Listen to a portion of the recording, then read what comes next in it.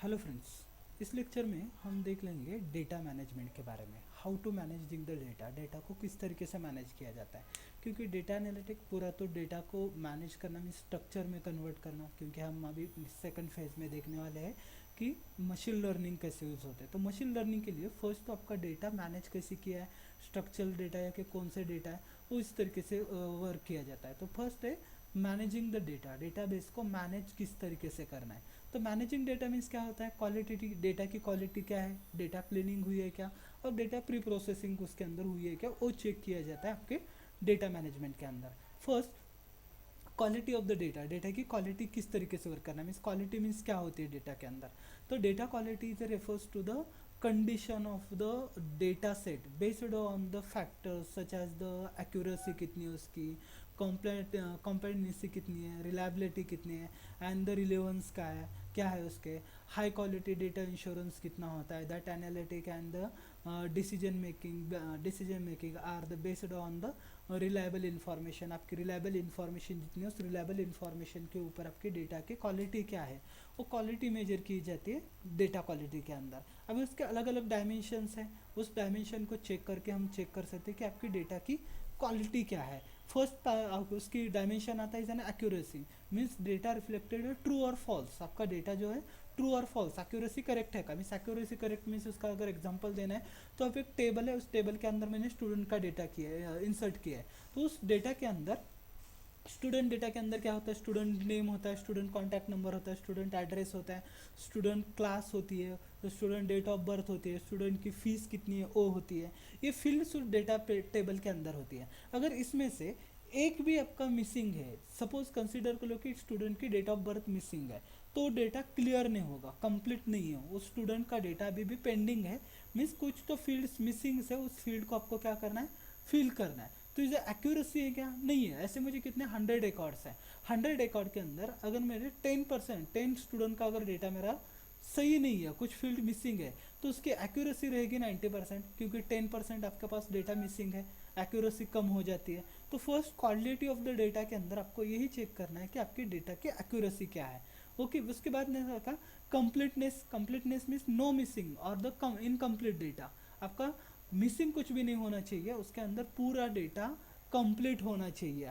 और बाद में consistency, consistency unformatted means accuracy, database data set, आपके डेटा सेट सेम फॉर्मेट में होना चाहिए, उसके अंदर कोई भी चेंजेस नहीं होनी चाहिए। जैसे कि क्लास ए का डेटा है, क्लास बी का है, क्लास सी का है, क्लास ए का अलग फॉर्मेट है, क्लास बी का अलग फॉर्मेट है, क्लास सी का अलग फॉर्मेट है, वो फॉर्मेट नहीं होना चाहिए, एक ही फॉर्मेट में आपका डेटा होना चाहिए।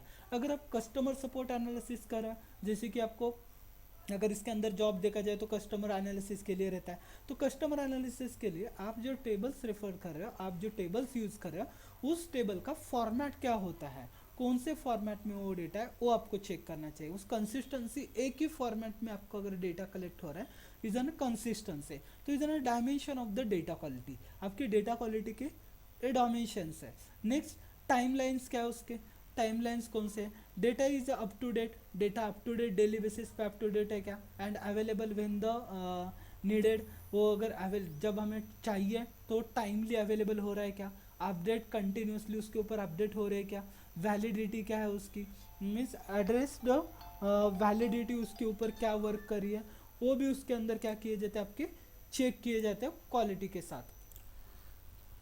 अप टू डेट डेटा है क्या और उसकी वैलिडिटी क्या है वो भी हम इसके अंदर चेक कर देते हैं आपकी डेटा की क्वालिटी के अंदर। नेक्स्ट पार्ट आता है आपका डेटा क्लीनिंग। डेटा क्लीनिंग के अंदर हमें क्या क्लीन करना है, मीन्स अगर डेटा की क्वालिटी है तो क्लीन करने की ज़रूरत नहीं पड़ती, लेकिन ऐसे है कि आपके डेटा के अंदर क्या चेंजेस हैं, इज एन कंसिस्टेंसी नहीं है उसके अंदर, या फिर आपका कंप्लीटनेस नहीं है, एक्यूरेसी नहीं है डेटा के अंदर, तो उसको क्या करना पड़ता है, हमें एक्यूरेसी डेटा एक्यूरेट करना पड़ता है। तो उसके लिए हमें डेटा क्लीनिंग करनी पड़ती है। अभी डेटा क्लीनिंग के अंदर क्या होता है, the data cleaning is an process two of identifying and correcting errors, inconsistency, inaccuracies and data set to prepare the from the analysis. आपको डेटा एनालिसिस के लिए इस डेटा को क्या करना पड़ेगा, प्रिपेयर करना पड़ेगा, डेटा को इस डेटा को उसके ऊपर वर्क करना पड़ेगा। तो उसके लिए हम यूज़ करते हैं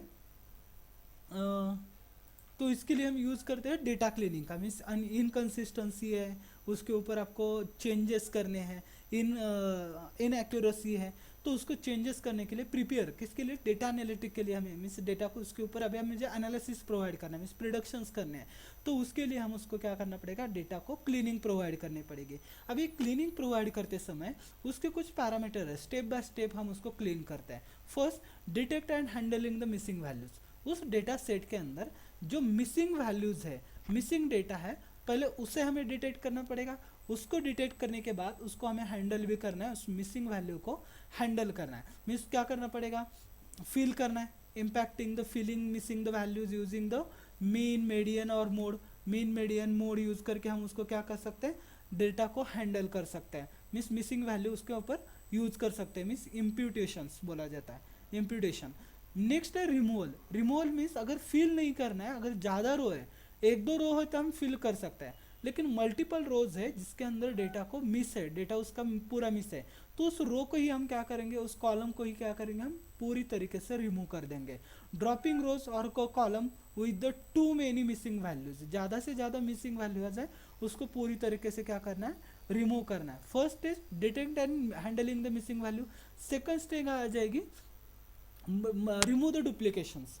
जो आपके डेटा के अंदर डुप्लीकेशंस हुए हैं, डेटा डुप्लीकेशंस हुआ है, उस डेटा डुप्लीकेशंस को हमें क्या करना है, रिमूव करना है। Remove the duplication, eliminate the repeated records to avoid the based result. जो कि आपका रिमूवल डेटा है, बेस रिजल्ट के ऊपर वर्क करे ज़्यादा से, तो उसको क्या करना पड़ेगा, हमें रिमूव करना पड़ेगा। इज ना remove the duplicates.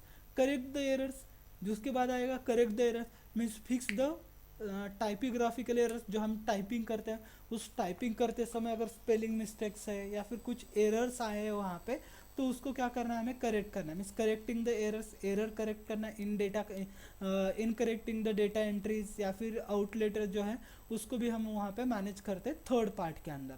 Next step आ जाए उसके अंदर स्टैंडर्डाइजेशन प्रोवाइड करना है। Standardize the data, convert the unit, means unit को आपको कन्वर्ट करना है, kilometre to metre, millimetre, millis, या फिर आपको मीटर से मिलीमीटर्स में कन्वर्ट करना है, तो ये कन्वर्जन हम करते हैं उसके अंदर। Ensure the consistence date and timing format, आपका date and timing format consist है क्या नहीं है, वो स्टैंडर्डाइजेशन भी हम वहाँ पे प्रोवाइड करते हैं। नेक्स्ट स्टेप आती है उसके अंदर normalize and scaling the data. आपको डेटा को क्या करना है, नॉर्मलाइज करना है और स्केल करना है उसके ऊपर। Means normalize value to the specific range, particular range के अंदर हमें उसको क्या करना है, नॉर्मलाइज मीन्स नंबरिंग 0 to 1 या फिर इस तरीके से हम उसको कर सकते हैं। Standardize mean 0 and standard division 1, इसके अंदर हम उसको स्टैंडर्डाइजेशन प्रोवाइड करते हैं। तो इज ना 5 step of the data cleaning. Data cleaning के आपके 5 स्टेप है। थर्ड आती है डेटा प्रिपरेशन।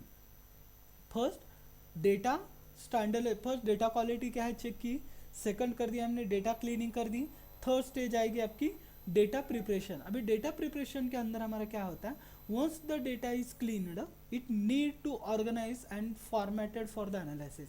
हमें उसको क्या करना पड़ेगा, फॉर्मलाइज एनालिसिस के लिए उसको फॉर्मेट के अंदर ऐड करना है, फॉर्मेट के अंदर ऐड करके उसको क्लीन होने के बाद एनालिसिस के लिए उसको रेडी करना है। तो फर्स्ट स्टेप आती है आपको डेटा ट्रांसफॉर्मेशन।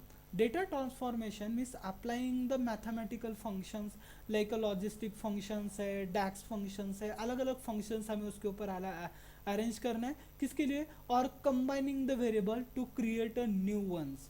अगर फंक्शन अलाउ करना है या फिर उसके साथ मुझे एवरेज निकालना है, एवरेज सेल कितना हुआ है, एवरेज मेरा प्रोडक्शंस कितना हुआ है, average marketing profit particular city के अंदर प्रॉफिट कितना हुआ है वो निकालना है, तो उसके लिए मुझे उसके ऊपर क्या करने पड़ेगा, मैथमेटिकल फंक्शन जो है वो फंक्शंस ऐड करने पड़ेंगे। मीन्स एडवांस डैक्स के लिए उसके ऐड करना पड़ेगा डेटा ट्रांसफॉर्मिंग के अंदर। तो डेटा ट्रांसफॉर्मिंग के अंदर सिर्फ हम फंक्शंस नहीं ऐड करते, तो न्यू कॉलम भी हम उसके अंदर ऐड कर सकते हैं, न्यू डेटा फील्ड्स भी हम उसके अंदर ऐड कर सकते हैं using the data transformation. Means data integration, data integration में क्या होता है, combining the multiple data sources into the single. Multiple data sources है, उस मल्टीपल डेटा सोर्सेस को एक ही कॉलम के अंदर मुझे क्या करना है, कंबाइन करना है, एडवांस डैक्स के अंदर आ जाएगा। जैसे कि प्रॉफिट इन स्टेट के हिसाब से होता है, प्रॉफिट इन सिटी के हिसाब से होता है, प्रॉफिट इन कंट्री के हिसाब से होता है। तो मैं क्या करूँगा, उसको कंबाइन करूँगा कंट्री के अंदर, कंट्री के अंदर स्टेट कॉलम आ जाएगा, स्टेट के अंदर सिटी आ जाएगी, उसी को एक ही इसके अंदर कंबाइन कर देंगे, इसका ना data integration, combining the multiple data sources into the single, या फिर कन्वेंस द डेटा सेट, जैसे आपको कन्वे होगा उस तरीके से आपको कन्वेंसिंग के तरफ से आपको उसको कंबाइन करना है। थर्ड स्टेप आ जाएगी future the engineering. Future engineering के अंदर creating the new variable means new features हमें क्रिएट करना है, that make the data more the insightful, और फॉर द एनालिसिस करने के लिए मोर इंसाइडफुल रहेगा, तो उसके लिए हम वर्क करेंगे। डेटा सैम्पलिंग के लिए select the representative subset of the data for the faster processing. आपके फास्टर प्रोसेसिंग के लिए हम उसको सेलेक्ट करके रिप्रेजेंटेटिव डेटा को सबसेट में कन्वर्ट कर देंगे। इज ना फोर्थ स्टेज। नेक्स्ट स्टेज आएगी फिफ्थ, इज ना encoding means categorical data. Categorical data को हमें वहाँ पे प्रोवाइड करना है, लेबल एनकोडिंग करनी है और वन हॉट एनकोडिंग करनी है। Label encoding means assigning the numbering label और द टू द कैटेगरीज, उसको कैटेगरीज करके उसको नंबरिंग क्या करनी है, असाइनिंग करनी है। या फिर was the hot encoding category binary variables for the each category, her category को हमें क्या करना है, बाइनरी डेटा में कन्वर्ट करना है। तो इज ना formatting the three type of the data. Data को मैनेजमेंट करने के लिए तीन टाइप, पहला quality of the data, cleaning the data, productive data, data को प्री प्रोसेसिंग करना है। नेक्स्ट आ जाएगा data conversing and life management, life cycle management. Data को कन्वर्ट करना है या फिर डेटा को कन्वर्ट करके लाइफ मैनेजमेंट भी हमें उसके यहाँ पे प्रोवाइड करनी है।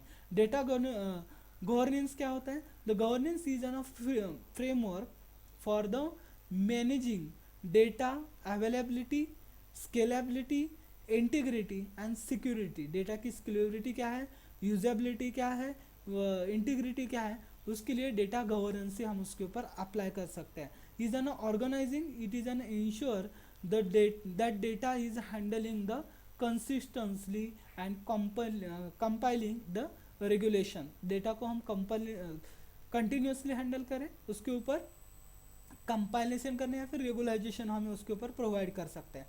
उसके की कंपोनेंट कौन से आते हैं गवर्नेंस के अंदर, फर्स्ट आता है डेटा पॉलिसीज। आपके डेटा की पॉलिसीज कौन से हैं, means defining the rule for the data accessing. Data access करने के लिए आपको रूल फाइंड आउट करना है, मीन्स उसके ऊपर पॉलिसीज अप्लाई करना है।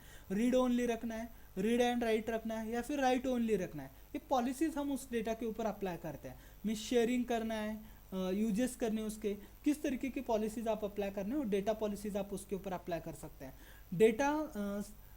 Data stewardship means is an assigning the rule for the responsibilities for the managing data. Data की स्टेट वर्डशिप अप्लाई करना है, मीन्स असाइनिंग रिस्पॉन्सिबिलिटीज उसकी क्या है वो अप्लाई करनी है उसके ऊपर। Then compliance means an ensure the adherence और द रेगुलाइजेशन लाइक GDPR है, HIPPA है या फिर CPPA है, किस तरीके से आप उसको अप्लाई करने वाले हो, मीन्स डेली बेसिस पे रेगुलाइजेशन पे आप अप्लाई करने हो, कंपाइलेंस किस तरीके से अप्लाई करना है, इज एन थर्ड स्टेज या फिर थर्ड कंपोनेंट। नेक्स्ट आता है आपका is an meta data management, means an maintain the information about the data. Data की इंफॉर्मेशन मेंटेन करना है, उसका सोर्स क्या है, स्ट्रक्चर क्या है, उसके यूजेस क्या है, उसका मेंटेन करना है, इसको is an meta data. Data security apply करनी है, protect the data for the branches, thefts and आपका अनऑथराइजेशन एक्सेस के लिए उसको क्या करना है, आपको सिक्योर करना है, is an data security. Benefits क्या हो गए डेटा गवर्नेंस के, तो is an improving the decision making. आपकी डिसीजन मेकिंग इम्प्रूव हो सकती है यहाँ पे, रिलायबल डेटा हो सकता है, रेगुलरली कंपाइलेंस होता है, इनहांसिंग क्वालिटी, डेटा की क्वालिटी इनहांस कर सकते हैं, ट्रस्ट कर सकते हैं उस डेटा के ऊपर। ओके, नेक्स्ट आता है उसकी लाइफ साइकिल क्या होती है, DLM means data life cycle management किस तरीके से करते हैं, refer to the policies and the procedures to for the managing the data from the creations to the detection. आपको डिलीगेशन करने के लिए उसकी डेटा मैनेजमेंट आप किस तरीके से कर रहे हो। It ensure the data to store, used and disposed for the effectively. आप डेटा को मेंटेन किस तरीके से कर रहे हो, डिसीजंस क्या कर रहे हो, डेलीगेशंस क्या कर रहे हो उसके ऊपर, और उसको डिस्पोज्ड किस तरीके से करो, उसके लिए डेटा लाइफ साइकिल वर्क होती है। तो उसके कुछ फेजेस होते हैं, तो उसकी फर्स्ट फेज है डेटा क्रिएशंस, डेटा को जनरेट करना है, generating the data various sources से, आप अलग अलग वे से डेटा को जनरेट कर सकते हैं, ट्रांसलेशन से, आईओटी से, आईओटी डिवाइस से कर सकते हैं, सर्वाइव कर सकते हैं डेटा के ऊपर, डेटा को जनरेट करना है। सेकंड स्टेज इज है ना डेटा स्टोरेज, डेटा को स्टोर करना है, store the database, data links और द क्लाउड सर्विसेज के ऊपर आपको डेटा को क्या करना है, स्टोर करना है। थर्ड स्टेज आएगी डेटा को यूज़ करना है, मीन्स एनालिसिस के लिए, analyzing the data to the driving inside, उसके इनसाइड्स लेने के लिए हम उसको यूजेस किस तरीके से कर रहे हैं, sharing and visualization data across the teams, आपके टीम के अंदर उसको डेटा को क्या करना है, शेयर करना है और यूजेस करना है। Data managing maintenance, regularly update the keep data, आपके डेटा का रेगुलरली अपडेट करना है, relevant ensure the protecting backup, उसका बैकअप भी लेना है। डेटा अर्चिविंग, डेटा अर्चिविंग के अंदर move the unused data to the long term storage, long term storage के लिए अनयूज्ड डेटा को टर्मिनेट करना है, अर्चिव करना मीन्स कंबाइन, अर्चिव फाइल करके रखनी है। Retain the hierarchical data in compliance, compliance के अंदर हेरार्चिकल डेटा को मेंटेन रखना है। डिप्लॉयज, डेटा डिप्लॉयज करना है। श्योरली डिलीटेड द आउटडेटेड और द अननेसेसरी डेटा, डिप्लॉयज कर देना है, डिलीट कर देना है। Following the policies for the prevent the breakup, उसके ब्रेक्स करना है, ब्रांचेस को डिलीट कर देना है, जो डेटा अननेसेसरी है उसको डिलीट कर देना है। Means ensuring life cycle of the data. Improving, इसको इंपॉर्टेंस क्या है, इतने इंपॉर्टेंस डीएलएल क्यों है। Optimizing the data storage and reduce the cost, cost reduce होती है, जैसे कि हम क्लाउड यूज़ करें तो क्लाउड के ऊपर क्या होता है, जितना क्लाउड हम यूज़ कर रहे हैं उतने ही पैसे उसको क्या करते हैं, हम पे करते हैं। तो उसके वजह से जब आप डेटा को रिड्यूस करके ले रहे हैं तो डेटा रिड्यूस करने से ऑप्टिमाइजेशन होता है, improving the performance, ability, accessibility, improving the accessibility and usability उसकी इम्प्रूव होती है। तो is life cycle of the data, आपके डेटा की ये क्या है, लाइफ साइकिल। तो इसमें हमने देख लिया इस लेक्चर में डेटा मैनेजमेंट के बारे में। नेक्स्ट लेक्चर में हम नेक्स्ट टॉपिक जो है डिस्कस कर लेंगे।